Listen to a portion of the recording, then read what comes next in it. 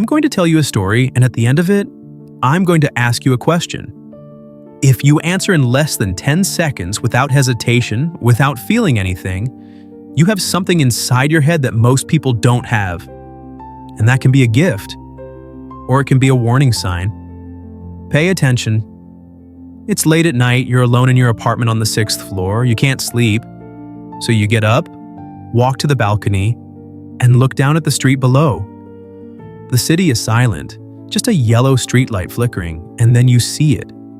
A man is killing another person right there on the sidewalk, silent, fast, brutal. You freeze, you can't scream, you can't run, you just watch. The killer finishes, the body falls to the ground, and then, as if he sensed the weight of your gaze, he slowly turns around and looks up. He looks directly at you. Your eyes meet even from a distance. You feel the intensity of that stare. He knows you saw everything. He knows you're a witness. You expect him to run, to flee before the police arrive. But he doesn't run. He stands there, staring at you, and then he raises his hand, extends his index finger, points in your direction, and starts moving his finger, up and down, in a slow, mechanical rhythm. And as he does this, a smile spreads across his face. The question is simple. Why is he moving his finger like that? Think about your answer before I continue. If you're like 99% of people, you thought of something emotional. He's threatening you, saying you're next. Or he's making a silence gesture, telling you to keep quiet. Or he's calling you to come down, or saying he's coming up to get you, or maybe it's some ritual, some hidden meaning. All these answers have something in common. They're children of fear. When we feel fear, our brain searches for meaning where maybe there is none. We project intention, we assume the killer is speaking to us, trying to scare us. It's a perfectly normal reaction, human, designed to protect us. But there's another type of mind, a mind that doesn't get clouded by fear, a mind that doesn't seek symbolism, it seeks utility. The answer a psychopath gives to this riddle is radically different. He's not threatening you. He's not doing any ritual. He's counting the floors. Think about it. He saw a witness. He needs to eliminate the witness, but he's on the street and you're in a tall building full of identical windows. He needs to know exactly which apartment is yours so he can come up and kill you. So he points his finger and starts counting. Ground floor, 1st, 2nd, 3rd, 4th, 5th, 6th. The finger moves to accompany the visual count. The smile isn't theatrical sadism, it's the smile of someone who just solved a logistics problem. He figured out where you live. If you thought of this answer in less than 10 seconds, you didn't process an emotional threat. You processed an efficiency problem. And that reveals something disturbing about how your brain works. This is called instrumental violence, and it's what separates predators from the rest of humanity. For most of us, violence is reactive. We attack because we're angry, scared, or to defend ourselves. It's an emotional explosion. For the psychopath, violence is a tool, like a hammer or a screwdriver, used to solve a problem. Witness is a problem, solution is elimination. How to reach the witness, count the floors.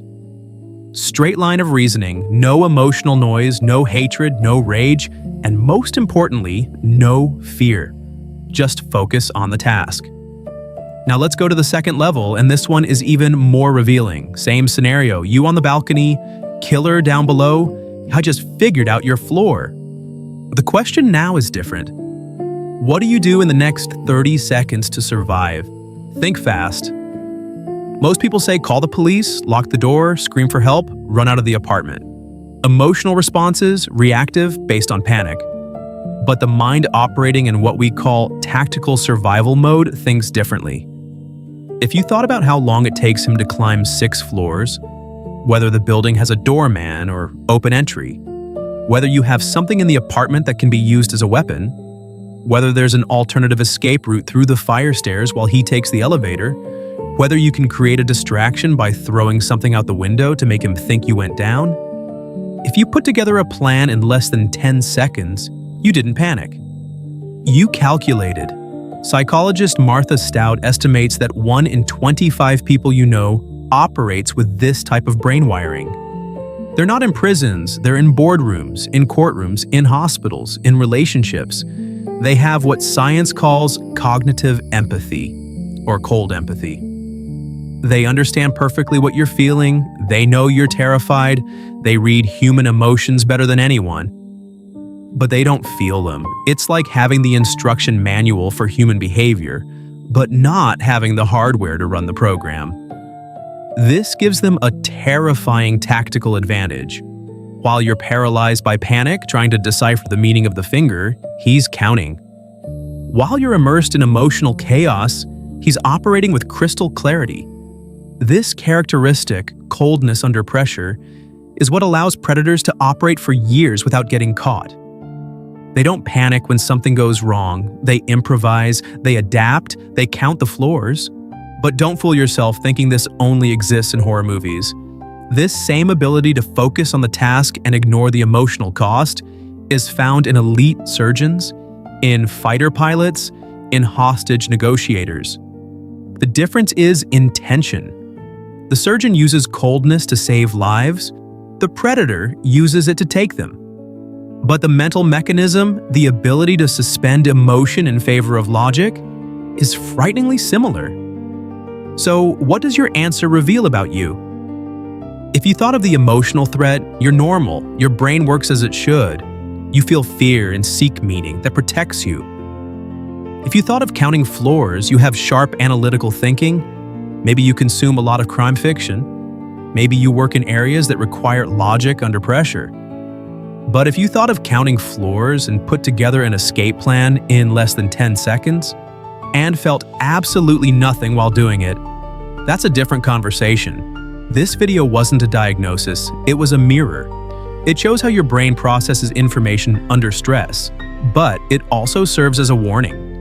Not everyone sees the world like you do. There are people who look at social interactions not as emotional exchanges, but as transactions, as chess games, where the goal is to win. And other people are just pieces. Pieces that can be sacrificed if logic dictates it's necessary. Next time you're in a conflict situation, ask yourself, is this person reacting emotionally like me? Or are they just counting the floors? Because understanding the difference might be the most important skill you'll ever learn on chess scores. And now I leave the final question for you.